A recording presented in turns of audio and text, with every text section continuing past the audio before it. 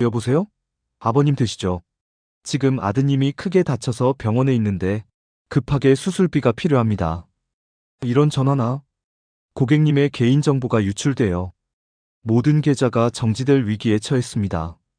지금 바로 보안 강화를 위해 앱을 설치하세요. 같은 메시지 또는 축하합니다. 정부 지원금을 받을 수 있는 대상자로 선정되셨습니다. 아래 링크를 눌러 신청하세요. 이런 문자 받아보신 적 있으신가요? 혹시 이런 말에 소가 피 같은 돈을 잃을 뻔하거나 이미 잃으신 분들도 계실 겁니다.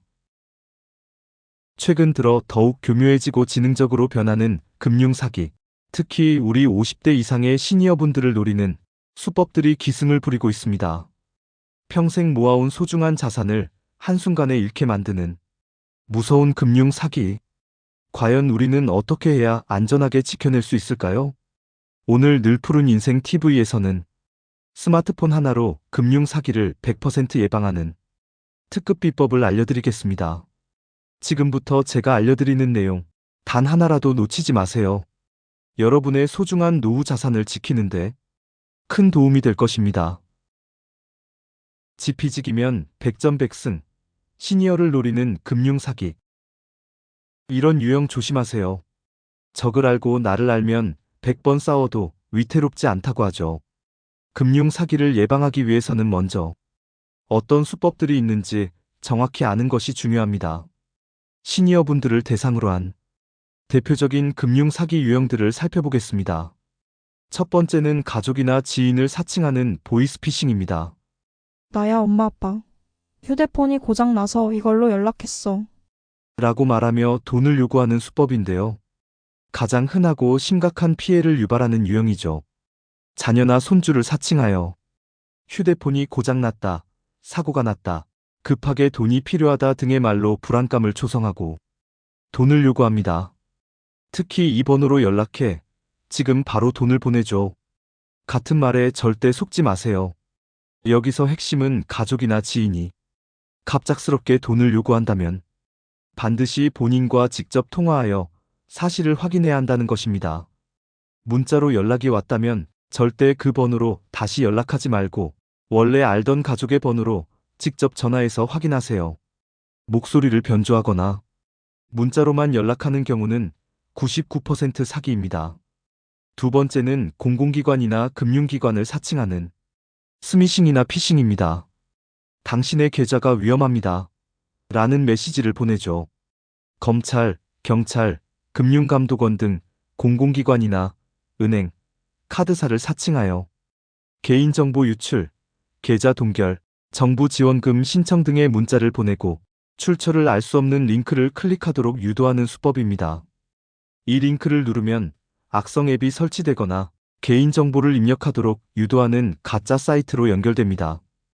기억하세요. 어떤 공공기관이나 금융기관도 전화나 문자로 개인정보나 금융정보를 요구하지 않습니다. 특히 보안 강화 앱 설치, 계좌 정보 입력 등을 유도하는 링크는 무조건 사기입니다. 의심스러운 문자를 받으면 즉시 삭제하고 절대 링크를 누르지 마세요. 세 번째는 저금리 대출이나 고수익 투자로 유혹하는 경우입니다. 특별한 기회, 지금 아니면 늦습니다. 라고 말하며 사람들을 현혹하죠. 낮은 금리로 대출을 해주겠다거나 원금 보장, 고수익 투자를 보장한다며 돈을 가로채는 수법입니다. 투자 전문가, 애널리스트를 사칭하며 비상장 주식, 가상화폐 등 전문적인 분야를 빙자하여 현혹하기도 합니다. 세상에 원금 보장 고수익은 없습니다. 특히 투자를 권유하며 돈을 요구하거나 처음 보는 투자 플랫폼에 가입하라고 한다면 무조건 의심해야 합니다. 제도권 금융기관이 아닌 곳에서 높은 수익을 보장한다면 100% 사기라고 보시면 됩니다. 스마트폰 하나면 끝. 금융 사기 100% 예방법. 지금 바로 적용하세요. 이제 가장 중요한 시간입니다. 여러분의 스마트폰을 금융 사기로부터 지켜주는 구체적인 방법들을 알려드리겠습니다. 몇 가지만 기억하고 설정하면 여러분의 스마트폰은 든든한 방패가 될 것입니다. 먼저, 필수 설정으로 스마트폰 보안을 강화해야 합니다. 가장 먼저 해야 할 설정은 알 수 없는 출처의 앱 설치 허용을 해제하는 것입니다. 이 설정을 해제하면 공식 앱스토어가 아닌 다른 경로로 악성 앱이 설치되는 것을 막을 수 있습니다. 대부분의 스마트폰은 기본적으로 해제되어 있지만 혹시 모르니 꼭 확인하고 해제하세요. 방법은 스마트폰 설정으로 들어가 생체 인식 및 보안 또는 개인정보 보호 메뉴에서 출처를 알 수 없는 앱 설치를 찾아 모든 앱의 설치를 허용 안 함으로 설정하시면 됩니다. 또한 잠금 화면 설정도 필수입니다. 패턴, 비밀번호, 지문, 얼굴 인식 등 안전한 잠금 방식을 설정하여 타인이 함부로 스마트폰에 접근하지 못하도록 해야 합니다. 백신 앱을 설치하고 주기적으로 검사하는 것도 잊지 마세요. 믿을 수 있는 백신 앱을 설치하고 주기적으로 스마트폰을 검사하여 악성 코드 감염 여부를 확인해야 합니다. 스마트폰 업데이트를 생활화하는 것도 중요합니다. 스마트폰 운영체제와 앱을 항상 최신 버전으로 유지하세요. 업데이트에는 보안 취약점을 개선하는 내용이 포함되어 있기 때문에 매우 중요합니다. 마지막으로 공용 와이파이 사용 시에는 주의해야 합니다. 공용 와이파이는 보안에 취약할 수 있으니 민감한 금융거래는 가급적 사용하지 않는 것이 좋습니다. 다음은 앱 활용에 대한 내용입니다. 금융 앱은 안전하게, 의심 앱은 멀리해야 합니다.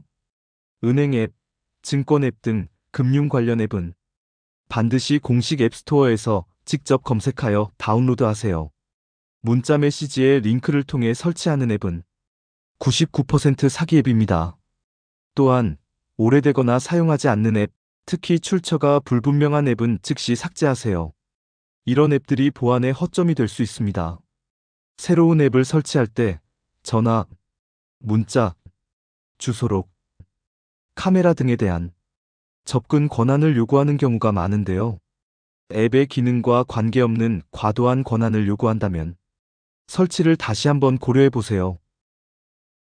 마지막으로 의심스러운 문자나 전화에는 이렇게 실시간으로 대처해야 합니다. 모르는 번호는 일단 의심하고 무조건 받지 않는 것이 가장 안전합니다. 특히 국제전화나 070 전화번호는 더욱 주의하세요. 중요한 전화라면 문자로 용건을 남기거나 다시 연락이 올 것입니다. 가족이나 지인을 사칭하는 문자가 오면 문자에 적힌 번호가 아닌 원래 알고 있던 가족의 번호로 직접 전화해서 사실을 확인하세요. 출처가 불분명하거나 의심스러운 문자 메시지의 링크는 절대 누르지 마세요. 무심코 누른 링크 하나로 모든 정보가 넘어갈 수 있습니다. 전화나 문자로 주민등록번호, 계좌 비밀번호, 카드번호, OTP 번호 등 개인정보나 금융정보를 요구한다면 100% 사기입니다. 어떤 공공기관이나 금융기관도 이런 정보를 요구하지 않습니다.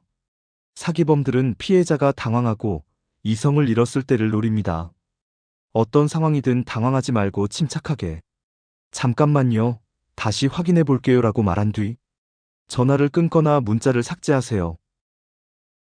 실제 피해 사례 분석, 나만 아니겠지는 금물. 누구나 나는 안 당하겠지라고 생각하지만 금융 사기는 생각보다 훨씬 더 교묘하고 전문적입니다.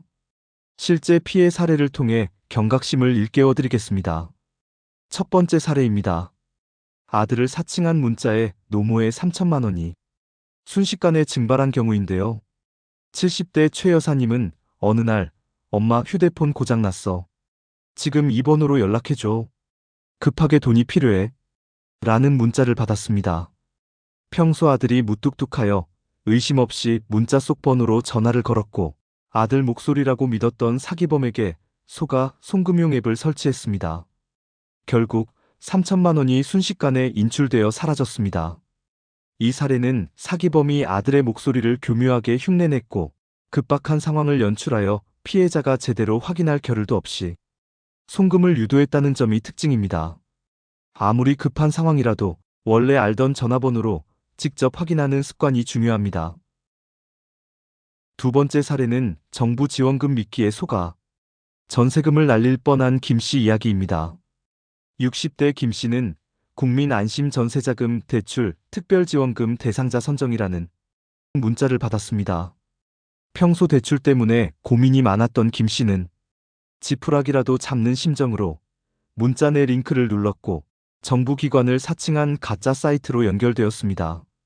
그러나 다행히 사이트에서 요구하는 대로 개인정보와 계좌정보를 입력한 순간 은행의 이상거래 감지 시스템에 의해 거래가 중단되어 큰 피해는 막을 수 있었습니다.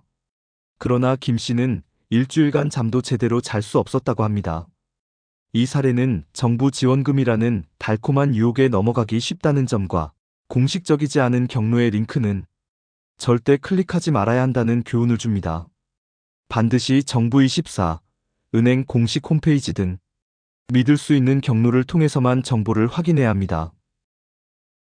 늘 기억해야 할 금융 사기 예방 3대 원칙.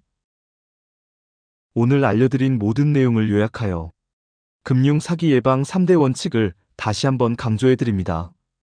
이 세 가지 원칙만 기억해도 여러분은 금융 사기로부터 안전할 수 있습니다. 첫째, 무조건 의심하라.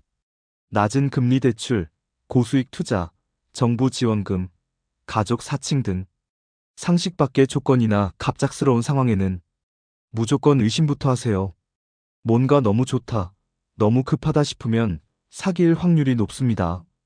둘째, 반드시 확인하라. 가족이나 지인을 사칭하는 연락이 오면 반드시 원래 알던 번호로 전화해서 확인하고 공공기관이나 금융기관을 사칭하는 전화나 문자는 직접 해당 기관의 공식 대표번호로 전화해서 사실 여부를 확인하세요. 셋째, 즉시 신고하라.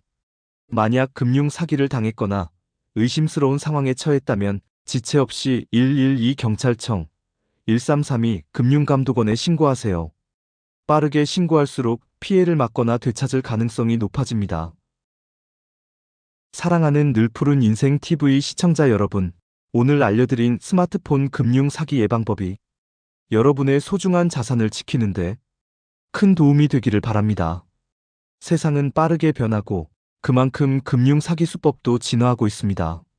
하지만 우리에게는 스마트폰이라는 강력한 도구가 있습니다. 이 도구를 올바르게 사용하고 항상 경각심을 늦추지 않는다면 우리는 어떤 금융 사기에도 흔들리지 않고 당당하게 우리의 노후를 지켜낼 수 있을 것입니다. 두려워하지 마세요. 알면 피할 수 있고 대비하면 안전할 수 있습니다. 오늘 내용을 꼭 기억하시고 주변 분들에게도 많이 알려주셔서 더 많은 시니어분들이 금융 사기로부터 안전해지기를 바랍니다. 오늘 영상이 유익하셨다면 구독과 좋아요, 그리고 알림 설정 부탁드립니다. 다음 영상에서도 우리 시니어분들의 행복하고 풍요로운 삶을 위한 유익한 정보로 찾아뵙겠습니다. 감사합니다.